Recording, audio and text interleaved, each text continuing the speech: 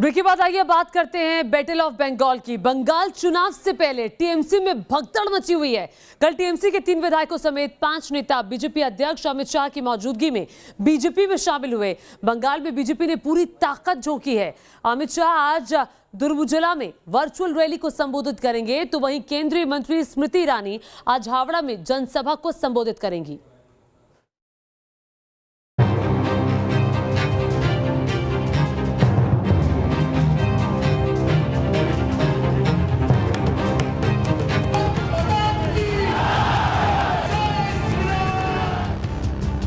पश्चिम बंगाल को फतेह करने के लिए बीजेपी ने पूरी ताकत झोंक दी है। पार्टी ने एक तरफ रैली और जनसभाओं का दौर तेज कर दिया है, तो वहीं ममता के करीबी और टीएमसी के बाकी नेता एक एक कर बीजेपी में शामिल हो रहे हैं। शनिवार को एक बार फिर ममता बनर्जी को बड़ा झटका लगा, जब उनकी पार्टी के 3 विधायकों समेत 5 नेताओं ने बीजेपी का दामन थाम लिया। ममता सरकार में मंत्री रहे राजीव बनर्जी, विधायक वैशाली डालमिया और प्रवीर घोषाल समेत हावड़ा के पूर्व मेयर रथिन चक्रवर्ती और पार्थ सारथी ने गृह मंत्री अमित शाह की मौजूदगी में बीजेपी की सदस्यता ली। बंगाल के तरक्की के लिए बंगाल में स्पेशल पैकेज, नौजुवानों के हाथ में काम, बेरोजगारों को काम और रोटी कपड़ा और मकान, बंगाल के एक अलग तरीका से तरक्की हो, यही चाहता हूँ। बस सोनार बांग्ला बनेगा, मोदी बनाना ही है। मोदी जी का नेतृत्व में, अमित शाह जी का नेतृत्व में एकदम से बनाना है। पश्चिम बंगाल में बीजेपी के प्रभारी कैलाश विजयवर्गीय और पार्टी उपाध्यक्ष मुकुल रॉय इन 5 नेताओं को कोलकाता से बाकायदा विशेष फ्लाइट से लेकर दिल्ली पहुंचे।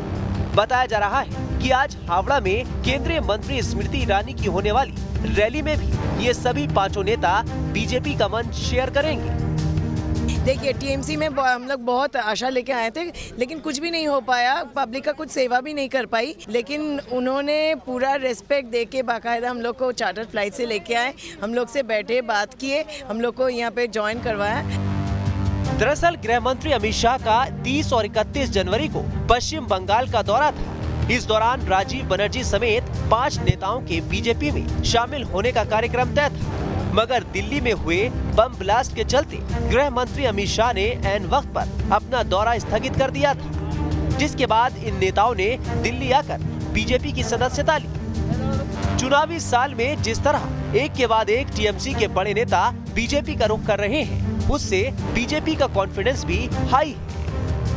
देखिए, सबको एहसास हो रहा है कि भारतीय जनता पार्टी ही प्रदेश का विकास कर सकती है और टीएमसी की सरकार ने छलावा किया है, तो टीएमसी के कार्यकर्ता भी अपने आप को ठगा हुआ महसूस कर रहे हैं और जनता तो कर ही रही है। मुझे विश्वास है कि आने वाले समय में मोदी जी के नेतृत्व में पश्चिम बंगाल में भारतीय जनता पार्टी की सरकार बनेगी और एक सोनार बांग्ला का सपना जो स्वामी विवेकानंद ने, रविन्द्रनाथ टैगोर ने देखा था, उसको सार्थक करने का काम भारतीय जनता पार्टी की सरकार मोदी जी के नेतृत्व में करेगी। उधर बीजेपी बंगाल फतेह करने के लिए हर तबके को साधने में जुटी है। अमित शाह का बंगाल दौरा फिलहाल रद्द हो गया हो, लेकिन कहा जा रहा है कि वो जल्द ही बंगाल का दौरा करेंगे और खास तौर से मतवा समुदाय को संबोधित करेंगे।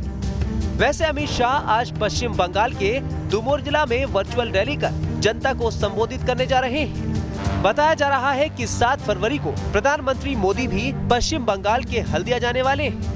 बता दें कि 2019 के लोकसभा चुनाव से ठीक पहले टीएमसी प्रमुख के दाहिने हाथ रहे मुकुल रॉय ने बीजेपी का दामन थामा था। उसके बाद से टीएमसी के बाकी नेताओं का बीजेपी में जाने का सिलसिला जारी है। 19 दिसंबर को शुभेंदु अधिकारी समेत टीएमसी के 7 विधायकों और 1 सांसद के बीजेपी में शामिल होने के बाद इसमें काफी तेजी आई है। Team news nation. और देखिए, चुनाव की तारीखों के ऐलान से पहले ही अब तक टीएमसी को कई झटके लग चुके हैं। एक छोटे से ब्रेक के लिए रुक रहे हैं।